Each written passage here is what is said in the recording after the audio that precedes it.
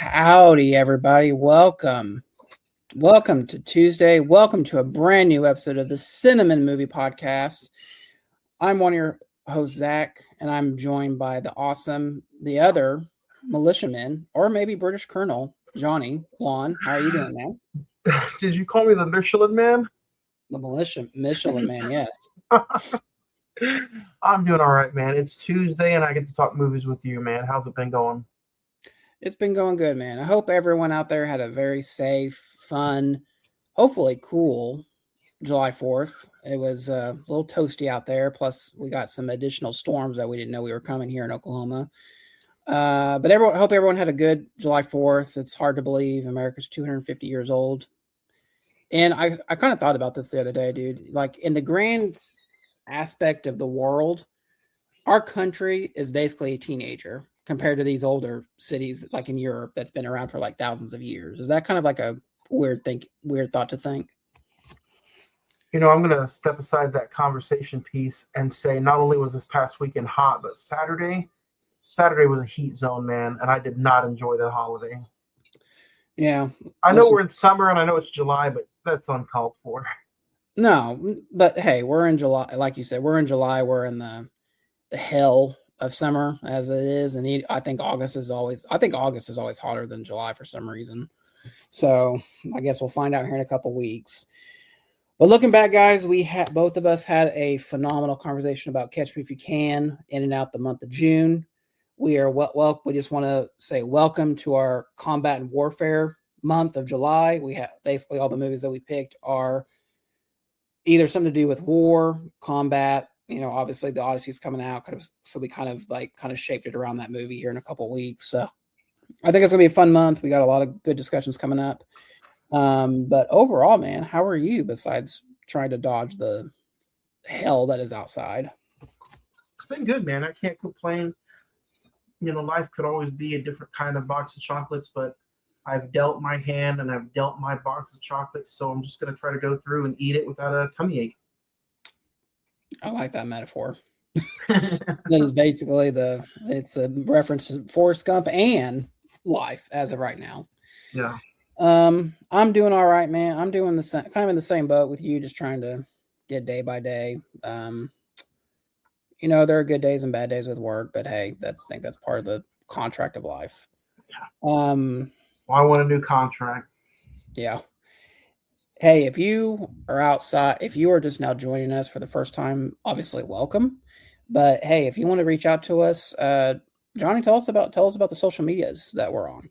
Social medias, you guys can hit us up on the social media and find every single episode in any of the links in our social media pages at facebook.com/the Cine-Men Movie Podcast. The Instagram is all one word /the Cine-Men Movie Podcast. The X, formerly known as Twitter, Cine-Men405, or you can send us an old-fashioned email at cinemen921@gmail.com. Nice. We are on all the socials, so hit us up, or like you said, send us an old-fashioned email. We always like to hear from you guys. Recent watches. I know both of us went to the theater this weekend. We may have seen some things outside of the theater.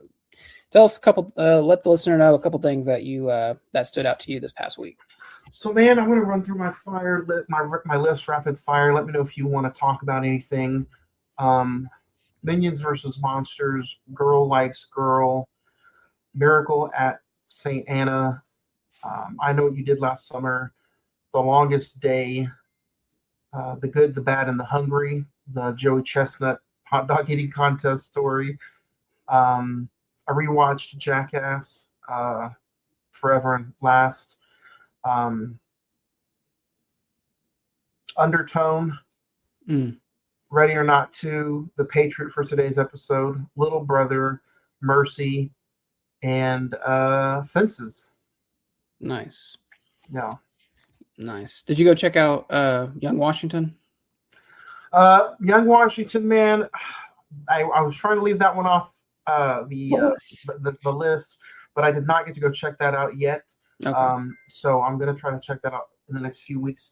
I heard it did really good at the box office, and a sequel is being greenlit. So yep. I'm hoping they don't take it out too fast. Yeah. Is there anything? What do you think of Undertone? Honestly, Undertone was underperforming, if you will. Yeah. So Um, same thing with another big disappointment was Ready or Not 2. I really loved the first one. I thought the first one was fantastic, but the second one was again underwhelming and did not perform like the first one did. it's funny you say that because I actually think I enjoyed the second one better than the first one, to be No, honest. no. What do you think of The Longest Day, John Wayne World War II film? It was the longest sit through that I've ever had to. It's a very good Here, war film. It's a very good war film. It's a piece of its time. John Wayne is John Wayne, and that's all I got to say about that. that's fair. Going into my list, I did go check out Young Washington. It's nowhere near the film we're going to talk about today, but it's nowhere near as preachy as I thought it was going to be, given it was Angel Studios. So I did enjoy that aspect of it. Um, Minions and Monsters, I really enjoyed. I thought it was one of the better Minion movies that we've gotten in the last couple of years since this franchise started. Um, Give or take. Dude, The Bear finished this last season. Phenomenal series finale. It's made me cry. Like, man, it's kind of sad that this show is done, but I'm glad we're not going to like expand it out for another 5 seasons. Let's go ahead and end it on a good note. Or So they're not going to do what Paramount Plus did and come up with uh every single wingspan of Yellowstone imaginable. no, we don't need that. But I enjoy the Yellowstone spinoff. So I mean, it's kind of I don't know what that says about me, but Dutton Ranch I finished. Speaking of Yellowstone, great cliffhanger. It's already been greenlit for season 2. Mayor of Kingstown, we finished all 4 seasons. It's a very brutal show. The last season is going to come out later this year. Binge the first season of Linus. I've been on a Taylor Sheridan kick lately. So season 3 of Linus comes out in August. So I'm trying to get caught up before that one. And Jackass, best and last, dude. I was cry laughing. I'll go ahead and admit I was cry laughing through that whole thing, and it was a great. I think you've seen it. I think it was a great send off for that particular franchise. So the only thing I didn't like about it was if you haven't seen 1 through 4, this is fantastic for you. They do If you callbacks, yeah. if you have, I think there's too many callbacks. So therefore, now don't get me wrong, some of the callbacks I was laughing my head off, but most of them like been there, done that, seen it. I remember it like it was yesterday. Yeah. So that kind of took a little bit away from me. I think I give it like a 2.5. I'm just kind of, I'm really heavy on a fresh new laugh. And I thought they were going to have a bunch of fresh new ideas, and they did. But again, for an hour and a half movie, I think an hour of it was last calls. Yeah. So, See, like I'm not the biggest Jackass fan, and so them going back and showing like the stuff that they had done, I never seen that stuff, and so it was kind of fresh for me. So the did you, did you like the pure dark room with the rattlesnake? that was a great bit. Uh, no, And I'll never take a laxative the same way again. oh, dude, I was cry laughing during that. Like, I was just like, that is so. I'll never play Twister ever again. I'll just say that. You know what I'm talking about. That's funny. Um. So yeah, go see Jackass, Best and Last. Go see Young Washington, Minions and Monsters. Check out The Bear. Yeah, there's a lot of good content out there if you're bored on a Saturday, Friday night. So, speaking of things that bored us, we are more than halfway.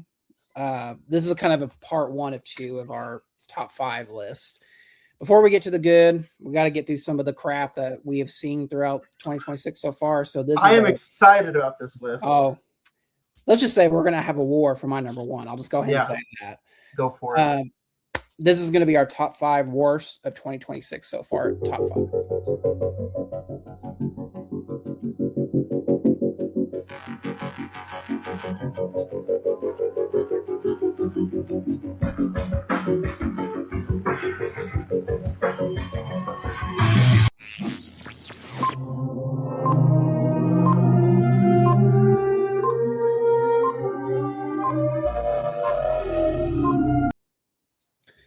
All right, guys. guys. You know how this works. I got two honorable mentions. Do you have any honorable mentions? I do. I'm going to go ahead and knock off my honorable mentions right now, and it's going to be Mercy and Thrash. Okay. Thrash is trash. Oh, I was trying to figure out what is this Mercy movie you keep talking about. That's the Chris Pratt movie from earlier this year. Yeah. Anyway, I have. You're gonna hate me on this one, but I have to be honest. The new Scary Movie. Yeah. It's, it almost made the list. Don't worry about it. It's very much, if Wayne Brothers is not on screen, you're basically hating yourself. I'll just say that.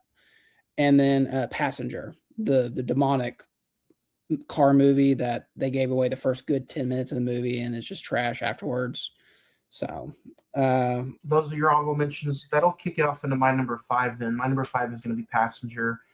Absolutely, did not enjoy it. It was not a good time. Like you said, the best parts were given away in the scene in the trailer. And yeah, just I'll never have the desire to go see it again. I'll never want to go buy it. So yeah, no. I will say, since you got this AMC Unlimited AMC Club thing, that it's really probably stopped you buying from like crappy movies that you would have originally bought. Yeah. My number 5 is Undertone. It was in your recent watches. Dude, like I was so thrilled about that. It was A24. I thought we were going to get like a very original, cool, scary film, especially since it's very much an audio. Oh, it's original, all right. With sound, like I would thought the sound mixing would have made a huge impact on that movie. Garbage. It was not. Yeah, it wasn't great. What is your number 4? Number 4 for me is going to be a tie, and it's going to be Scream 7 and Little Brother. Okay. Scream 7 was not at all fun.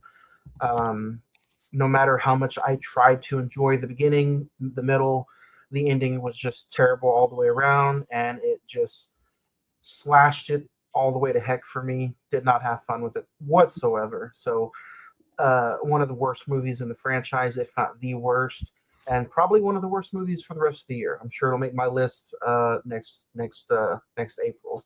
So, and then Little Brother was just, it's garbage. It's John Cena trying to be funny. Aaron, I don't know who the other guy is. Andre.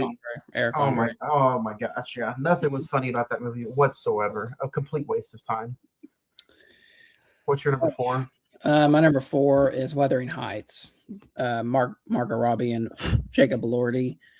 Basically a 2-hour horny fest with 2 miserable characters that basically don't do, like, you really wish upon death upon these characters by the end of the movie. I've never read the source material of the book, and now I never want to, because this movie is just garbage. And I really thought that Emerald Fennell's take on the subject matter would have helped it, considering she did Promising Young Woman and Saltburn and those type of films. But it was a slug to get through, and I saw that in the theater for free, so I wanted my 2 hours and 12 minutes back of my life. So what is your number 3? Number 3 for me is going to be Balls Up with Mark Wahlberg. Mark Wahlberg, man. I'm a Wahlberg fan. I love watching his movies, but Paul Walter Hauser is also in this, and I thought he would save it, maybe give me some extra laughs. But too many people are just trying to throw raunchy comedies out the window and see if anything sticks. And the problem is there's no originality anymore, and it's just awful. So that's an Amazon Prime exclusive movie, and it was just not good. Skip it. Yeah. What's your number 3? My number 3 is going to be a little film called Psycho Killer. Have you seen this yet? It's streaming on Hulu now. Negative. Dude. Oh. And the thing is, like Undertone, it has a really good opening prologue of like, oh, wow, this is going to be like kind of going back to the brutal films of the 80s with like these killers that have no remorse. Dude, after that, I really want to spoil it, but I don't know if you want to watch it, because it goes off the rails at a certain point, and when you get to the climax of the movie, you're like, what are we doing? How did we end up here? And it's just, we really got to stop. Like, I feel like this is, I really thought going in was like, wow, this could be another type of Long Legs type film, but no, it's never want to see that again. So what's your number two? My number two is going to be Return to Silent Hill. Oh, It's just a god awful movie that's pieced together by the want to of a video game horror film, and they're trying to catch the magic that the first one, even though the first one is really honestly not that good, it still mm-hmm. had some people talking. And the first one, they're just still trying to catch the nostalgia off of the success of the first one, and they just can't catch it. So number two for me is Return to Silent Hill. And you can watch that on Disney Plus. Wow. Yeah. Wow. I feel like everyone's trying to cash in on the Zach Kreger Resident Evil movie that's coming out here in a couple months. You know, that going back to that dark, sadistic video game feel. Trying to. Yeah. Number two is going to be one that I don't know if you've seen this yet, but I hope you get to watch it soon. Is Mother Mary. You have David Lowery, A24, who's brought us pretty good films with A Ghost Story and The Green Knight. Now you would think this was going to be something special. You have Anne Hathaway's in it. It's basically a haunted fashion film. That's the only way I could describe it. It can't be as bad as my number one. Oh. Oh, dude, I was checking my phone like every 5 minutes. Like, dude, please let this in. It was like nails on a chalkboard bad. And it's a shame because I like David Lowery as a director. So what is your number one worst movie of 2026 so far? Dude, number one, I was just so disappointed. You know, there's bad movies, right? Scream 7, Balls Up, Mercy, Return to Silent Hill. Yeah, those are terrible movies. But when you have a movie that you're actually kind of looking forward to, and then you watch it, and the movie that they did right before that is phenomenal, and that gives you more of a letdown than anything. Mm-hmm. So my number one, standing in at a whopping 2 hours and 15 minutes, is Lee Cronin's The Mummy, The Mummy, and it's terrible. Mm. People were dogging on The Exorcist the beginning so bad. Well, guess what? This movie defeats it because this movie was trying to be so bad an Exorcist movie that why did you even put The Mummy in the title? Yeah. And it's just the only reason I would try to see this movie, if anybody's listening or watching, is to watch it for the gore. But even then, the gore sometimes is a little too much. And it's like, let me just throw this in there to throw it in there. It does not need to be 2 hours and 15 minutes.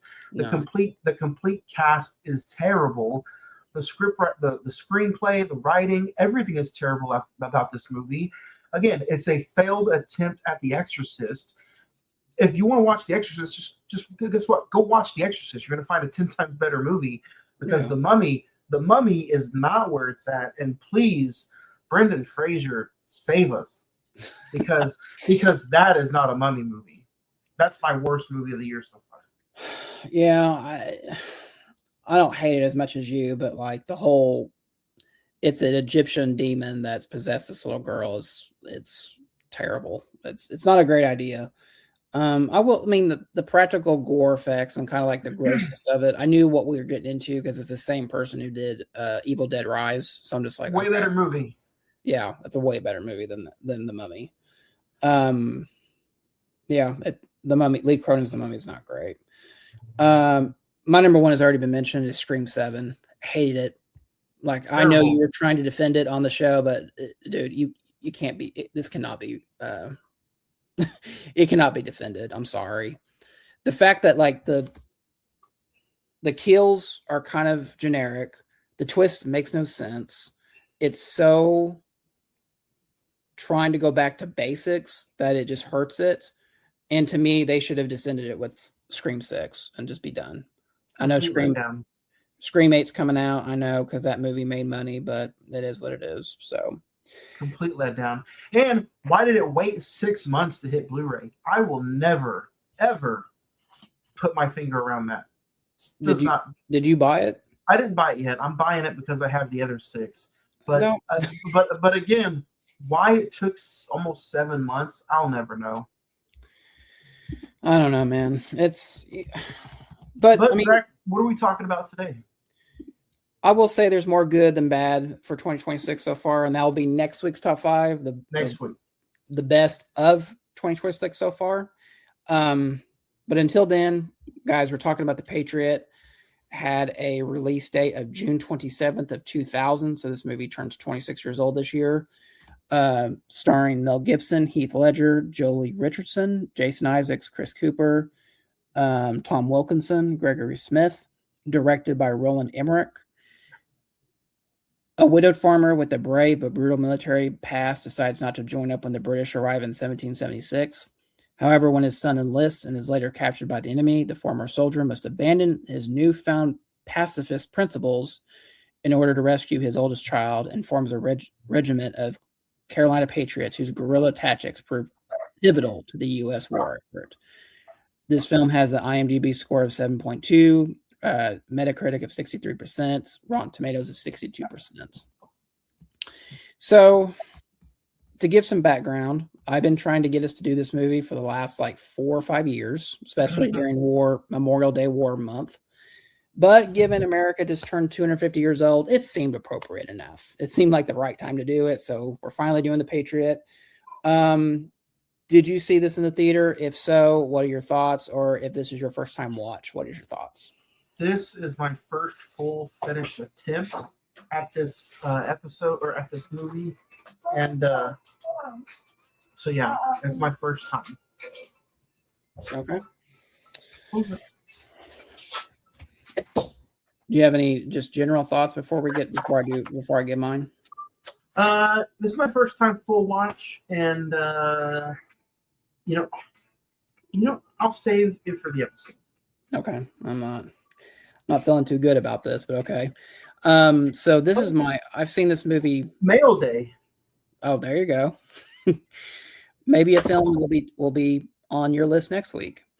So I've seen this movie multiple times. This is kind of a personal story, is like when I was going through cancer the second time in the children's center, there was like a cabinet that had all kinds of like movies and games and books and stuff you could do for while you're doing treatment. And I'm going to make the assumption that someone donated this movie to the children's hospital, because it was like sitting like right there on its side. I popped the movie in. It was towards the end when it was Benjamin versus Tabington in the final climax of the movie. And I was going to say, you must have been pretty young to watch this for the first time. Yeah, I was 10 when I saw this for the first time. Interesting. So it's one that I rented from Hollywood Video a lot, to be honest with you. It's always been a personal favorite of mine. It's a very it's a different type of war film that we'll get into, but like I said, I've always been a fan of this, and we'll start getting into it. And granted, this movie is 26 years old this year, so if you haven't seen it by now, here's your spoiler. So, based on a true story about a real farmer who had a son killed, and then he went and enlisted. Yeah, Benjamin Martin is very much a what they call a compact character, where they take several different real people and composite into this character. So I know you're not. It seems you're kind of hesitant about giving your thoughts about this. What is it that kind of maybe drove you away or drove you into it? Man, one of the things that drove me into this movie was just the costumes, the way everything was just so attention to detail. A lot of people give Roland Emmerich flack in a lot of his movies, and give it what you will, but this director, this guy, is just very, very detailed when it comes to his work, when it comes to the costumes, when it comes to the practical effects. You can look at Independence Day, Godzilla, The Day After Tomorrow, The Patriot. He's just very attention to detail driven kind of guy. And I think that's what drove me into this movie a lot. Granted, I did try to watch this 2 or 3 times last year, and I fell asleep through the first 15 minutes. but I think it's because I was working overnights and I was just super tired. But watching it in its full effect this past Saturday on July 5th, the day after Independence Day, it just gave it kind of like some realism to it. And there's not that many American Revolution War movies. So with that being said, you're kind of just like, at least I wanted to know as much as I could about the American Revolution, and I wanted to know so much that I could about Independence Day. And this movie's a lot of fun. But the thing that drove me into it and just pulled me into it, kept me bringing into it, was the performances and the attention to detail. Very nice. Yeah, I kind of agree. I totally agree with you on that. Why do you think? And check out this beautiful new steelbook that came out this year. It has both unrated and the theatrical editions, and has like a very nice steelbook. So I wanna kind of ask some questions because the only one I have is this Blu-ray extended edition, which has the director's cut, and it's only like 10 minutes longer. Yeah. And the person that I was watching it with, she pointed out, oh, this wasn't in the theatrical cut. This wasn't in the. Yeah. It was only like 4 or 5 scenes. Yeah. So is the extra 15 minutes, like, to me, I'm like, oh, those scenes are kind of cool. But if you take that out, it's only a 2-hour and 45-minute movie. Yeah. So I wonder if that 2-hour and 45-minute movie would flow a little bit better than the 3-hour film. I'm kind of mixed on the response because this was the first time I'd watched the extended edition of the film, and the scenes that I had not seen before, I thought really just gave it a little bit more depth. Like after Mel Gibson goes on his like rant, his murder spree of ambushing the British officers, you see that the one that survived, you see him laying in like the creek, and you kind of see like him watching Benjamin walk away. And then another one is after the night fighting between the militia and the colonists and the British.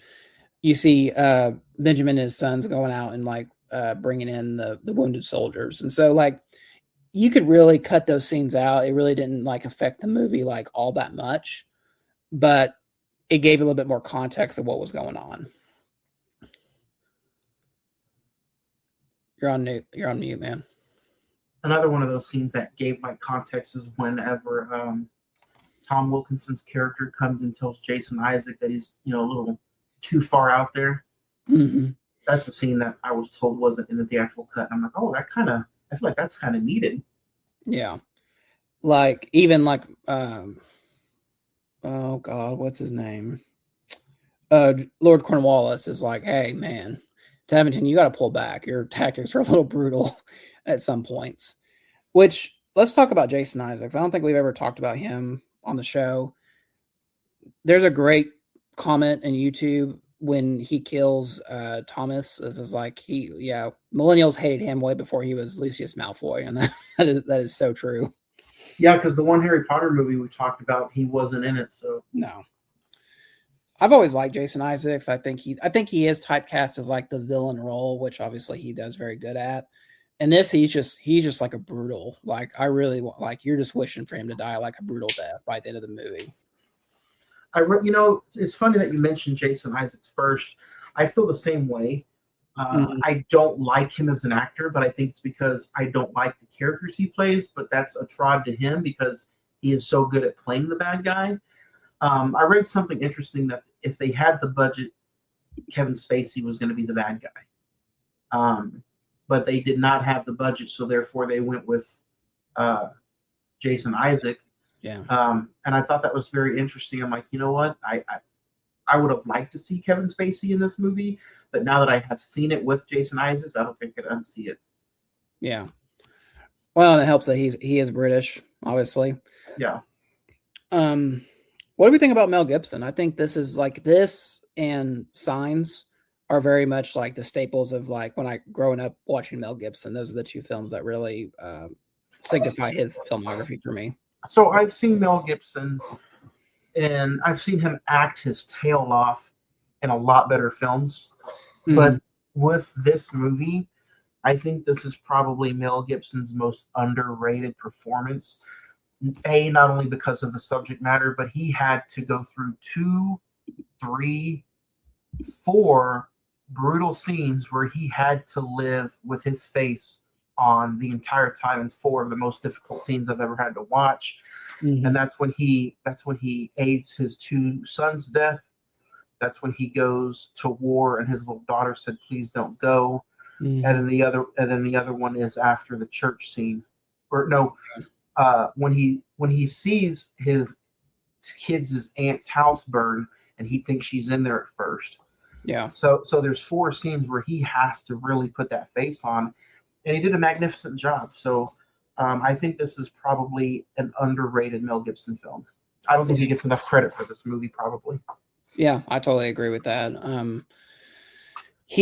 I guess I didn't realize the emotional roller coaster he goes on throughout this film. I mean, obviously I've seen this multiple times, but like when he loses Thomas and he goes like on his blood revenge range on the ambush, even before that, when he's like talking to, I guess, quote unquote, the South Carolina South Carolina government at that point, of saying, I fought in the French and Indian War. I have 7 kids. My wife is dead. And who am I, who would take care of them if I went off to war and died? There's no action in that scene. That's a very heavily acted scene with him and Chris Cooper.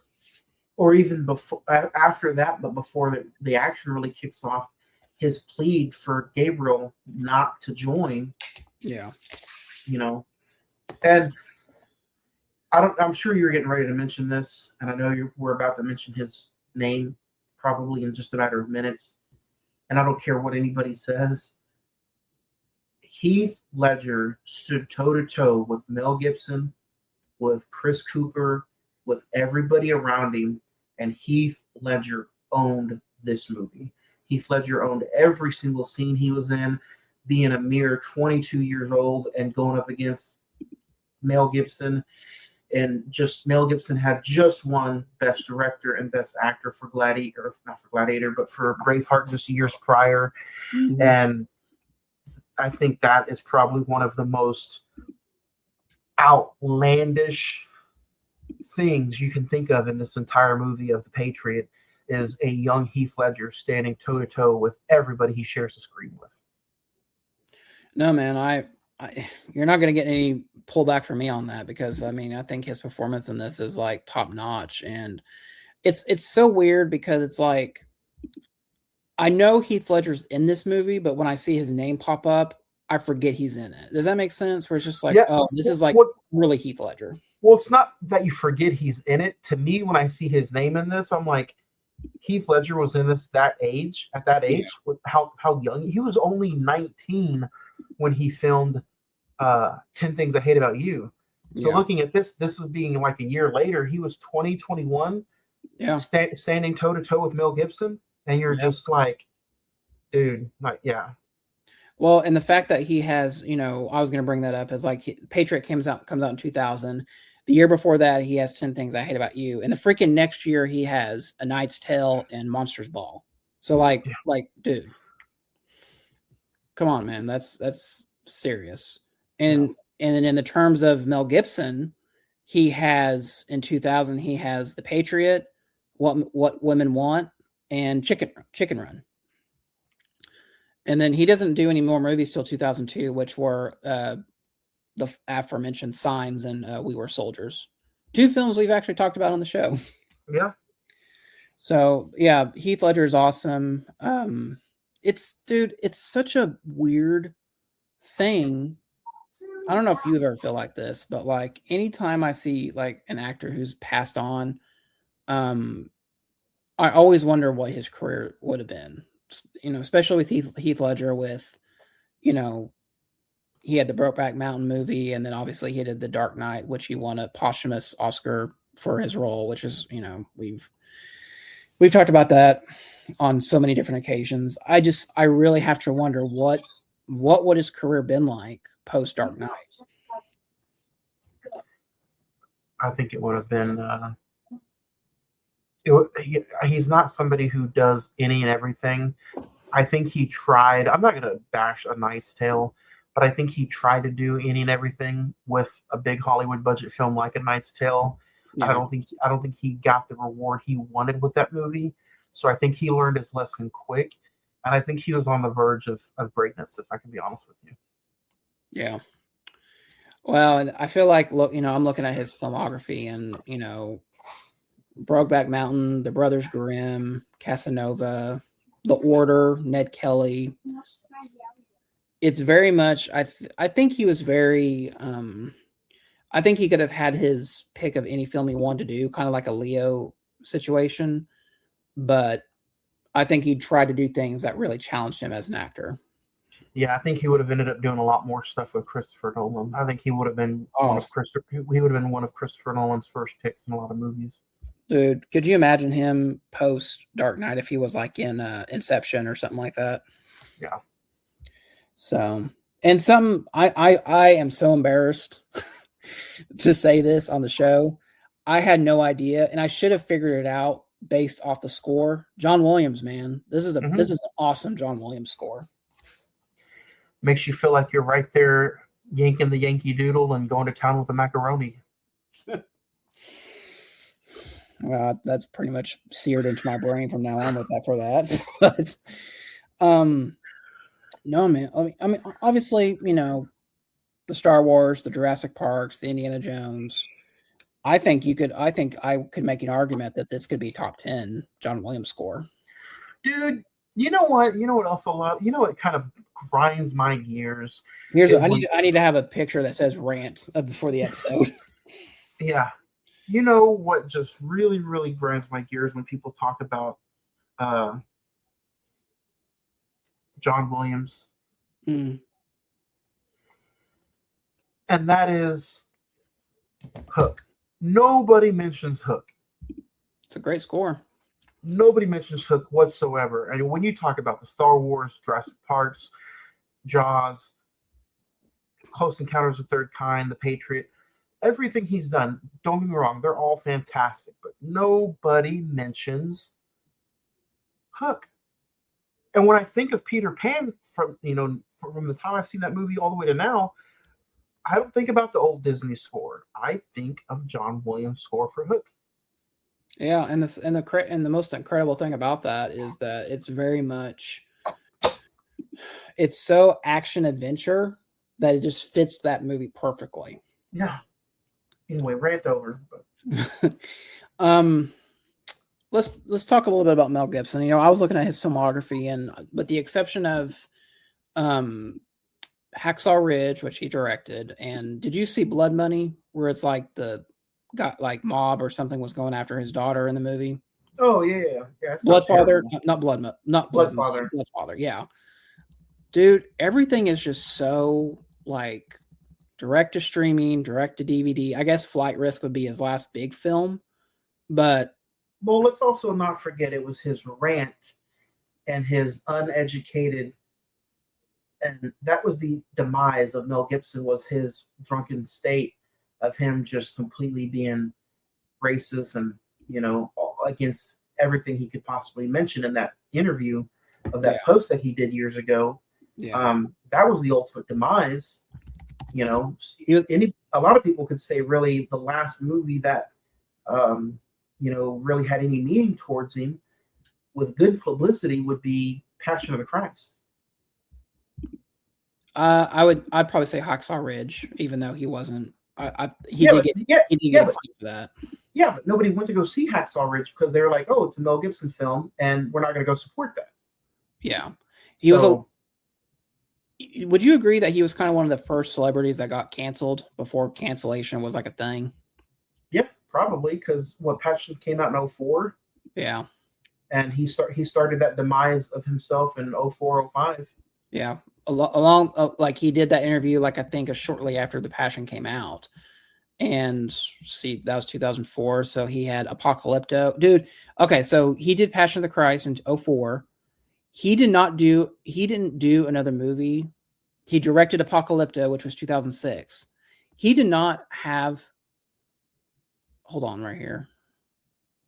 Okay, I'm taking a step further. His last acting job before all this went down was Signs, which is 2002. He did not have another acted movie till Edge of Darkness in 2010. 8 years. Yeah, you do that to yourself, man. And I mean, I guess we'll find out late next year, but the Passion of the Christ Part 1 or the Resurrection of the Christ comes out next year, and I'm Isn't it April? Doesn't it come out around Easter? March of next year, yeah. Which I don't know if Easter's during that time or not, but what's your thoughts on that? Do we need another Passion movie? I guess this is technically the part 2 of that story with the resurrection. It's going to be a 2-part movie too. Yeah, I take this with a grain of salt, but I think Mel Gibson did such a fantastic job with the first one, and he wanted to be so as close to the book as he possibly could. Yeah. That I think he did an outstanding job as a director. That I think for anybody who loved and supported that movie and his accolades for that, I think he owes it to them and to everybody who enjoyed that movie and that story. I think he enjoys it to them to see what is next, and is he gonna? How far will he go? Whether it be practical effects or CGI. Yeah. I don't expect the second one to be as graphic. Obviously, yeah. if you know the story, it shouldn't be. But I think he owes it to people who are fans of that first movie to put something out and to continue to tell the story in his vision. So the resurrection. Jim Cavill, right? That's the name. That's the correct name. Caviezel, yeah. But he's not playing Jesus in this. No, he's not in it. Mary is in it though. The same actress who played Mary. The Resurrection of Christ Part 1 comes out Easter of next year, March 26th. And I don't know. I'm getting 2 different answers. Part 2 is supposed to come out in May of 27, but then another thing says May of 28. So I don't know. Well, he supposedly filmed them back to back. Yeah. So. But man, I mean, Mel Gibson, say what you will about him. You have to remember he was box office gold in the early aughts. Like, a lot of movies that people wouldn't saw, a lot of his movies made money. So, yeah. I mean, I'm still waiting on a Lethal Weapon 5. Well, that ain't going to happen now since Danny has Alzheimer's. Yeah. Which I forgot to mention, the Patriot had a budget of $110 million, and it grossed $215 million. So it made its budget back a little bit more. What do we think about? I think you kind of said it on the outset. What do you think about Roland Emmerich? Godzilla, the Patriot. Dude, he's very much the destruction guy director. A lot of people give him flack. I like him as a director. I own most of his movies. Moonfall was his, right? Yeah, your favorite movie of that year. No, don't get me wrong. I've seen a lot worse. So I'm not. I own Moonfall. I'm not gonna defend it. Yeah. But as a director, I like him as a director. I enjoy most of his movies. Godzilla's fun. Both Independence Days, don't get me wrong, I know the second one gets flagged, but both Independence Days, The Day After Tomorrow, 2012, White House Down, The Patriot, White House Down. He's a fun director. Yeah. And if he may not direct the most Academy Award acclaimed movie, but he's gonna make sure you have fun, dude, at the movies for sure. Another one, you're probably going to give me flack for this one, but another one I thought was pretty good, which, it's been forever since I've seen it, is 10,000 BC. I've only seen that once. I'm not going to sit there and completely flack on you, but I've only seen it once. And what I did see, it was visually stunning. Yeah. So another thing I wanted to ask you for this episode is, like, obviously this is set during the American Revolution. I think how Saving Private Ryan is like the quintessential World War II film. I think maybe because there's not a lot of American Revolution films. There's not. This is the quintessential American Revolution film. Obviously, we just had Young Washington, but time will tell with that one. But I mean, it's not going to stand the test of 26 years like this one. no. Um, Obviously, this is not historically accurate. I mean, I'm not like the history whiz on the show, but I just know that some battles took place years before others did, and X, Y, and Z, and certain people were there, so people were. But you don't watch this film for historical accuracy. You watch it because of the drama and the Yeah. war action sequences. Which I mean, there are some pretty good war action sequences in this. Yeah. So, we talked about. I think What do you if I think of could, the home invasion, Charlotte's home invasion, where Tabington kind of before they burned the plantation house to the ground? nail biting. That's the first word that came to mind, was just because of, as soon as he was asking that guy who turned his back on the Americans, he was like, where can I find his kids? I'm like, oh, you dirty rat face, you. Yeah, Speaking of Charlotte, I think that's another thing that kind of turned me off about this movie. Just a small thing, nitpicking if I can, was Mel Gibson's wife's sister who passed. He's like, Mhm. let me just keep it all in family, Let me Yeah. let me just. I didn't realize that was a thing in this movie till I rewatched it this time. I was like, oh, so we're just gonna hit all the sisters, I guess. But I guess it's fun. It's things were way different back 250 years ago. Yeah. So, but that's just something fun that I thought I'd bring up. I have to say, dude, my only nitpick, and I think the part that you really could have cut this from this movie was just the settlement on the beach stuff, where Gabriel gets married. And it just the pacing of the movie kind of slows down, and we're kind of developing the relationship of who goes with who, and it's just like, can we get back to the war stuff? You say that, but without that happening, you're attached to Gabriel. Yes. But if you don't see that happening, you don't understand what it means whenever Gabriel is telling his father, I understand now what you said about what mom said and how you felt about mom. And then he also, the gut wrenching of him passing away and dying in war won't hit you as hard if you don't see that story. Well, and most importantly, the church burning scene doesn't have any effect. Yeah. So, which I read is another thing that like the brutality of like the British in this film is not like. I mean, they were brutal, but they were strategic, but they weren't as brutal as depicted in this movie. But Yeah. whatever. My favorite, I guess we can go into favorite scenes. Do you have any other nitpicks or anything that you're just kind of like, eh? No. Awesome. Obviously, I mean, we didn't really get to talk about this. Is the climax Benjamin versus Tabington, where it's the very iconic scene where he's charging at the horse with the American flag and he pierces the horse and goes one-on-one with Tabington. That's a great battle sequence in my mind. And it's funny because a lot of war movies back in the day, including now, don't have really a lot of one-on-one scenes. Mm-mm. But if you look at Mel Gibson and if you know the guy, he's really big into choreographed fights. Yeah. Looking back at a lot of other movies like Lethal Weapon, Braveheart. So he like pledged for this scene, and Mel Gibson is just huge when it comes to one-on-one stuff. So I really enjoyed the one-on-one scene at the end. Yeah. Gabriel versus Tabington at that encampment where he shoots the preacher and it's just like the drums beating and you don't know who's going to take the shot first, which is great. Maybe that's where Lin-Manuel got the inspiration for My Shot for Hamilton. Maybe.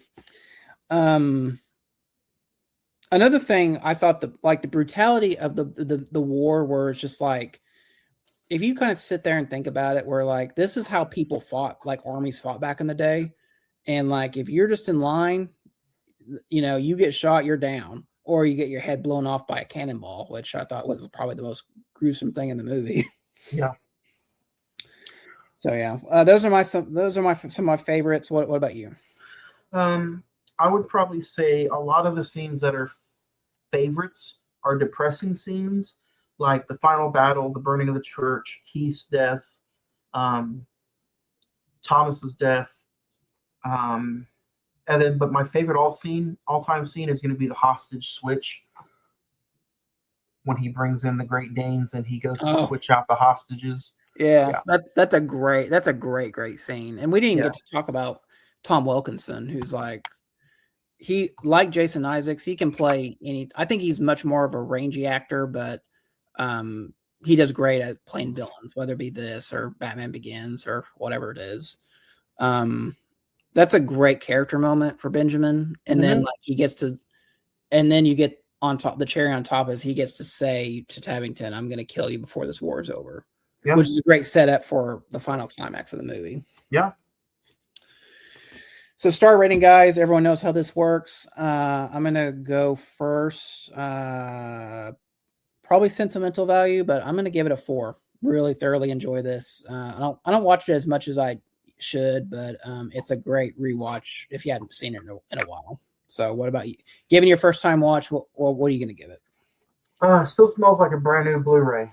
Mm, Um, it's a fun film. It's a really good American Revolutionary War movie. Like Zach said, you don't get a lot of them.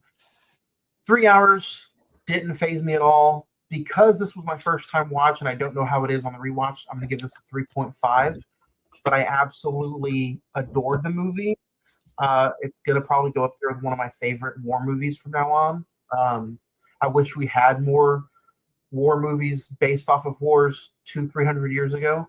yeah. Um, Why do you but think that is? Why do you think we just don't make American Revolution Wars movies I, anymore? I just think because I don't know honestly. I was gonna say something fancy and be like half of them are dead and we can't get really any historic real stories maybe like we All of used them are to. dead. Yeah. Yeah, I would hope so. No, but I don't know.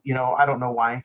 But I'm gonna give this a 3.5. Like I said, just because I don't know what the rewatchability is like. I don't know if this is gonna be something that I would pick up and want to watch every time I think about war. Fair.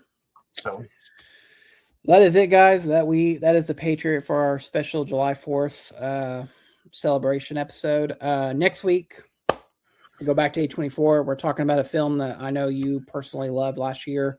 We're talking Warfare, the A24 soldier film.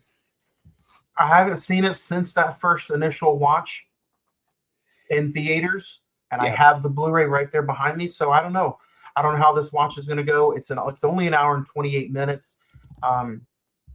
So we'll see how it goes. I'll just say I rewatched. That was one of the other recent watches I forgot to mention. I went ahead and watched Warfare. It's going to be a fun episode next week. You can stream the movie on HBO Max, so go HBO Max it up. The next week, why is my calendar not working?